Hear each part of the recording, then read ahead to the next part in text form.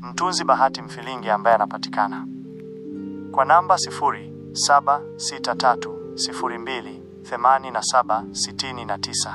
Kwa majina matatu ya serikali, baba na mama walinipa jina la Kanjunju Dundusi Pumbuna baada tu ya kuzaliwa mkoani Mbeya, wilaya ya Chunya, hospital ya wilaya, na kwa kukazia tu ili jina langu litambulike, basi mwaka 1994 nilibatizwa kanisa la TAG ambalo lipo kijijini kwetu, kijiji cha Godima ambacho kipo umbali wa kilomita 10 kutoka Chunya mjini. Wazazi wangu walizidi kunilea mtoto wao kwa upendo mkubwa, maana hawakubahatika kupata mtoto mwingine zaidi yangu. Hivyo upendo wao mimi niliufaidi haswa, ingawa kitu kimoja tu hawakufanya. Sikujua kwa nini, ila wangekuwa hai mpaka leo hii ningewauliza kwa nini hawakufanya au sababu zipi zilifanya wasifanye, maana mpaka sasa niliyopitia basi tu yote ni mipango ya Mungu. Elimu ndio kitu ambacho sikukipata. Wazazi wangu nilivyofika umri wa kupelekwa shule, wao hawakunipeleka, badala yake walinipeleka kijiji cha Sangambi kuchunga mbuzi za mjomba mdogo wa mama. Kuna muda huwa na walaumu sana wazazi wangu, maana mitihani niliyopata basi tu, maana ni kama nilipata laana baada ya kupewa jina la mjinga na watoto wa mjomba, kisa kupoteza mbuzi 4 ambao kiukweli hata sijui walipoteaje.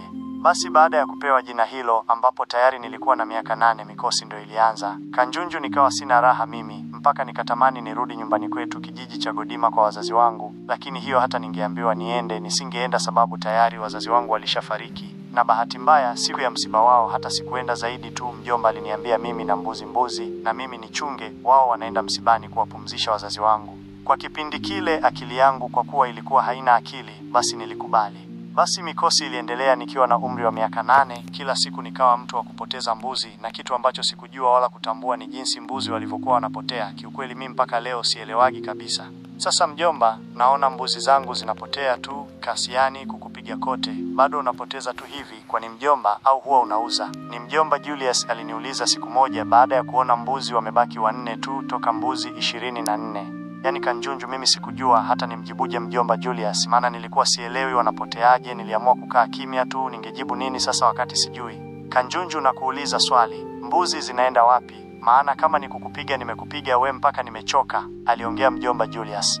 Yaani mjomba, mimi sielewi kabisa, kwani hawa mbuzi ulipewa au ulinunua? Nilimuuliza mjomba. Pumbavu, ndio swali gani hilo sasa? We huwezi kuniuliza hivyo mimi, aliongea mjomba Julius kwa ukali na kuanza kunipiga. Kwa kuwa nilishazoea kupigwa, basi nikaona kawaida tu, maana fimbo ni kama ziliota sugu mwilini mwangu. Sasa mjomba, nakwambia hizi mbuzi 4 zilizobaki nazo zikipotea, na wewe hakikisha umepotea huko, yani huku usirudi kabisa, maana ukirudi na kuua, aliongea mjomba Julius kwa ukali mpaka niliogopa. Tatizo ni mjinga mjomba ako, yani hasikii kabisa. Ona unavyoliambia linakuangalia tu. Shangazi Dora aliniambia huku ananifinya masikio. Yote ni mipango ya Mungu, niliongea huku natoka nje.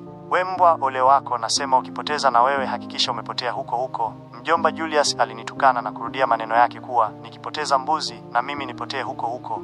Moyoni nilijua tu lazima nipoteze, maana maneno hayo amekuwa akiniambia mara kwa mara tangu siku ya kwanza napoteza mbuzi mpaka wanabaki 4. Hapa inabidi nikimbie tu na hawa mbuzi, maana nikibaki hapa lazima tu watapotea. Niliongea peke yangu nikiwa naenda zizi la mbuzi kuwafungulia ili niende nao machungoni maeneo ya mnada. Kumbe unataka kukimbia na mbuzi wetu? Namwambia baba sasa hivi. Baba? Baba. Ilikuwa ni sauti ya mtoto wa mjomba aitwaye Silungwe, ambaye umri nilimzidi mwaka 1. Kumbe wakati mimi naongea kuhusu kukimbia na mbuzi alisikia. Kweli mimi mjinga, yani nimeongea kwa sauti mpaka huyu Silungwe amesikia. Hapa nikimbie tu mjomba akijua ataniua kweli. Niliongea moyoni huku nikianza kukimbia na kutokomea porini, huku nikimwacha Silungwe mtoto wa mjomba Julius akiingia ndani kumwambia babake juu ya alichosikia kwangu. Ndani alipofika aliwaambia wazazi wake, ambao kiukweli walishtuka sana. Yupo wapi huyo mjinga? Mjomba Julius alimuuliza Silungwe. Yupo nje anataka kufungulia mbuzi, alijibu Silungwe. Hebu twende, huyu leo atanitambua, aliongea mjomba Julius akichukua fimbo na kutoka nje. Ajabu, walipofika nje walikuta mimi sipo. Mbona hayupo sasa, kaenda wapi? aliulizwa Silungwe. Baba, mimi sijui alikoenda, ila nilimwacha anaenda kwenye banda la mbuzi, Silungwe alijibu. Ana bahati huyu mjinga, na hapa asirudi akatafute mjomba mwingine. Mimi siwezi kuishi na mtu mjinga anayenifilisi kila siku, aliongea mjomba Julius kwa ukali, huku akirudi ndani na mwanae Silungwe. Hivyo ndivyo nilivyoondoka nyumbani kwa mjomba Julius, kwa kukimbia nikiogopa kipigo.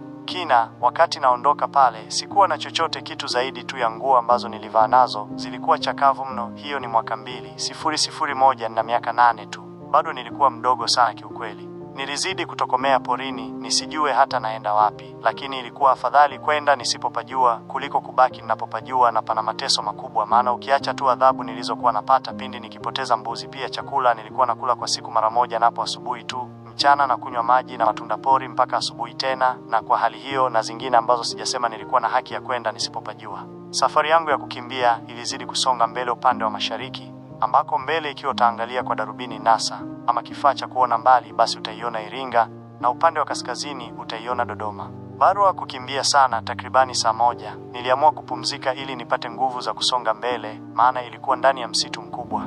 Nikiwa nimepumzika chini ya mti, ghafla tu nilishangaa kuwaona fisi 4 wanakuja nilipo. Kiukweli nilifurahi sana kuwaona wanakuja, maana nikiwa pale kwa mjomba nilikuwaga na wasikia watoto wa mjomba wakihadithiana hadithi za sungura na fisi, na kupitia hadithi zile 100% nikawa najua fisi ni wapole kama mbuzi. Hivyo mimi baada ya kuwaona niliinuka na kuanza kuwasogelea fisi ili niwashike, ikiwezekana niwakamate nikawafuge mbele ya safari. Simulizi ya Kanjunju ndiyo kwanza inaanza, lakini pia unaweza soma simulizi hii na zingine kwenye grupu letu zuri Mastori Matamu, iwe WhatsApp au Facebook, kote unapata wasiliana nami kwa namba 0763028769.